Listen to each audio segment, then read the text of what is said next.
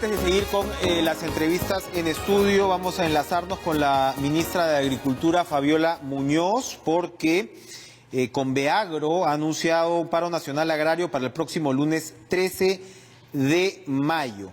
La Convención Nacional del Agro Peruano, el argumento central, según ha explicado su dirigente Clímaco Cárdenas, es la ausencia de políticas públicas para los pequeños productores agrícolas, problemas importantes, dice él, como pobreza, educación, servicios. Cuestiona además los cambios frecuentes de ministros de Agricultura. En menos de 2 años el gobierno ha cambiado a 4 ministros y dice el señor Clímaco que es cada vez más importante pues reunirse con funcionarios, porque cada ministro por supuesto llega con sus equipos técnicos y demás.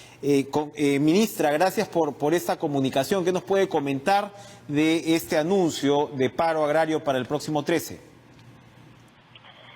Bueno, Enrique, muchísimas gracias por la oportunidad. Justamente estoy llegando de San Martín, de una reunión muy interesante, muy productiva, con productores arroceros de la región San Martín, al igual que lo hemos tenido la semana pasada con productores de Cusco.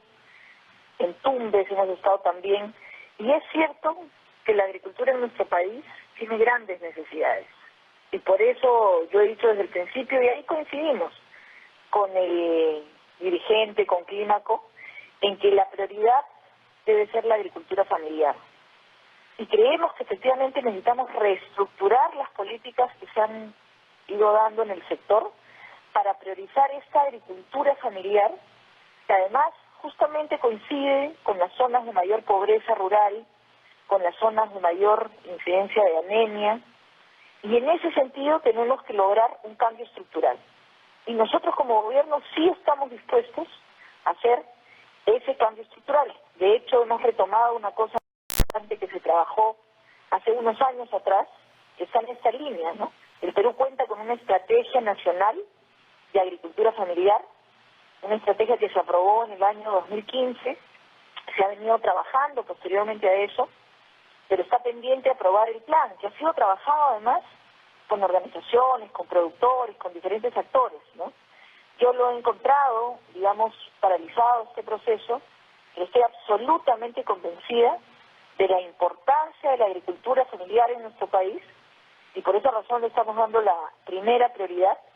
Tenemos además, yo creo que varios puntos de coincidencia. Yo que estoy saliendo al campo, comparto con los agricultores las preocupaciones sobre varias cosas y coincidimos en muchos temas. Y por esa razón hemos invitado a los dirigentes de Conveagro, representantes de los agricultores, a tener una reunión el día martes. Estamos reuniéndonos en mi oficina para justamente poner sobre la mesa los diferentes puntos y empezar a sincerar qué cosas son las cosas que tenemos que hacer para cambiar la agricultura de nuestro país, para darle esa prioridad que tiene que tener la agricultura familiar, ¿no? Y creo que, como siempre, el diálogo es la mejor manera de seguir adelante. Yo personalmente no tengo tiempo para parar, necesitamos seguir trabajando, y eso era lo que compartíamos hoy día con los agricultores de San Martín, ¿no? Y yo creo que la gente tiene vocación de diálogo, pero quiere ver también medidas concretas. Y yo espero que el martes tengamos una reunión sumamente productiva. Confío en eso, confío que todos vamos a ir con nuestra mejor voluntad y a lograr esa hoja de ruta que tenemos que tener para cambiar la agricultura de nuestro país. Ojalá, ministra, se llegue al consenso entonces este próximo martes. Yo quería, agradeciéndole su intervención esta noche, además preguntarle, porque su sector tiene que ver, por supuesto, en todo el tema de las bambas, la decisión de liberar a los Chávez Sotelo, que es, por supuesto, finalmente una decisión del Poder Judicial, pero además este anuncio del congresista Richard Arce de presentar pues una suerte de amnistía para el tema de los comuneros. Hay quienes dicen que se está cediendo mucho e incluso pues influyendo de alguna manera en la administración de justicia en una situación como esta, la de las bambas. ¿Cuál es su opinión, por favor? Mire, nosotros somos absolutamente respetuosos de la independencia de poderes. O sea, nosotros no estamos teniendo ningún tipo de injerencia en las decisiones que toma el Poder Judicial. Creemos que las investigaciones tienen que continuar, que cada institución tiene que hacer su trabajo, pero para nosotros lo más importante en la agenda como ejecutivo es el trabajo que venimos desarrollando y que además mis colegas ministras están llevando adelante en la mesa justamente de trabajo que lidera Paola Bustamante, ahora en la mesa que se ha abierto a Espinar, donde está la ministra Lucía Ruiz. Creo que se está haciendo un esfuerzo enorme de todas las partes por sentarse y mirar realmente, como lo decía en el tema de agricultura, los temas estructurales que tenemos que cambiar. Necesitamos ser conscientes que hay cosas de fondo que son las que, si persisten, vamos a seguir teniendo los mismos problemas recurrentes que tenemos hace años. Y por esa razón, como Ejecutivo, nos hemos puesto la tarea de hacer esas reformas profundas, estructurales, que el país necesita. Pero eso tiene que pasar también por el respeto a la institucionalidad y a la independencia de poderes. Y así creo que estamos dando un ejemplo interesante con lo que estamos haciendo en La Pampa, por ejemplo.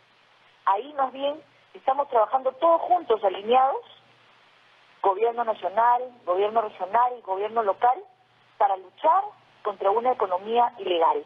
Y ahí el Ministerio Público, la Fiscalía está cumpliendo un rol fundamental. El Poder Judicial, todos estamos alineados trabajando contra una economía ilegal. Creo que esa es la forma en la que tenemos que seguir mirando los cambios profundos y estructurales que tenemos que hacer en el país, pero sí absolutamente respetuosos de la independencia de poderes. Muy bien, yo quería, antes de terminar este enlace, regresar a nuestro tema original, porque viendo un poco la plataforma de demandas de los agricultores, ellos, entre otras, señalan que la agroexportación goza de una infraestructura hídrica que el Estado no le ha dado a los pequeños agricultores. Uno recuerda, ministra, por ejemplo, los grandes proyectos de irrigación. Estos en muchos casos tenían en un principio un porcentaje de hectáreas separadas, se suponía, para pequeños agricultores. Esto fue desapareciendo.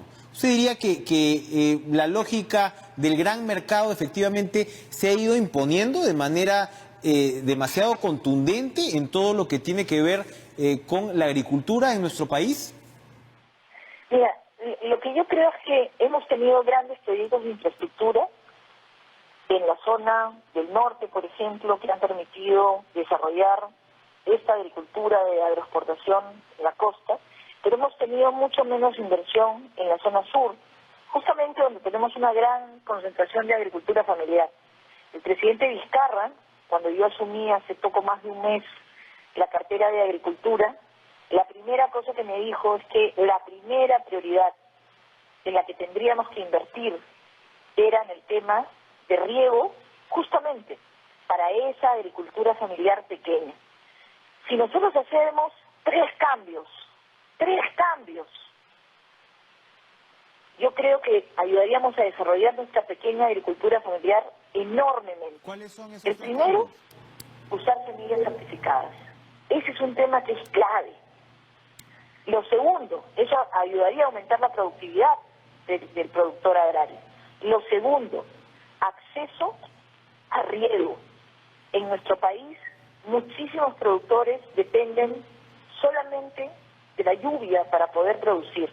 Entonces, necesitamos invertir en riego, pero riego efectivamente para los pequeños. Y por esa razón, ahorita estamos trabajando de la mano con el Ministerio de Economía y Finanzas y con la CAF para este año iniciar un proyecto que se llama AgroMás, que está basado en invertir específicamente en riego para pequeños. Es una inversión de más de 100 millones de dólares que se espera hacer este año para riego para pequeños.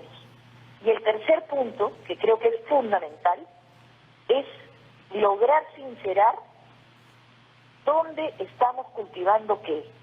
Porque ¿cuál es la vocación productiva de los suelos que tenemos? Yo acabo de estar en Tumbes, como lo he mencionado en varias oportunidades. En Tumbes tenemos arroz. Si sumamos lo que produce Tumbes, Piura, Lambayeque y La Libertad, es más o menos el 40% de la producción de arroz del país. Pero esa zona, ese suelo, no tiene vocación productiva para arroz. En costa, los suelos tienen un problema de salinización cuando yo hago arroz. Y además en costa yo tengo escasez de agua. Entonces, no es arroz el producto que yo debería tener ahí. Claro, es intensivo en agua, son los arroceros de Camaná, por ejemplo, entre otros, los que están piteando fuertemente, ¿no? Entonces, ahí se ve parte del conflicto, ¿no? Justamente en costa es donde yo tendría que sincerar cuál es la vocación productiva de ese suelo. Y en Tumbes, el ejemplo que les ponía, un productor de arroz tiene como costo 7.000 soles por hectárea y como ganancia 1.000 soles por hectárea. Bajísimo. Un productor al costado de banano orgánico tiene 7.700 de costo por hectárea, pero tiene 10.000 soles de ganancia por hectárea. Sumamente Y rentable. la vocación productiva de ese suelo es mucho más cercana al banano que al arroz. Perfecto. Esas son las cosas que hay que sincerar. Ministra, yo le agradezco esta intervención. Le propongo discutir las políticas con más detalle la próxima semana, ojalá después de la reunión que usted tenga el martes, para poder llegar un poquito a entender mejor el problema, pues, ¿no?, de los pequeños agricultores y finalmente la obligación del Estado en atenderlos. Gracias por acompañarnos esta noche mediante la vía telefónica.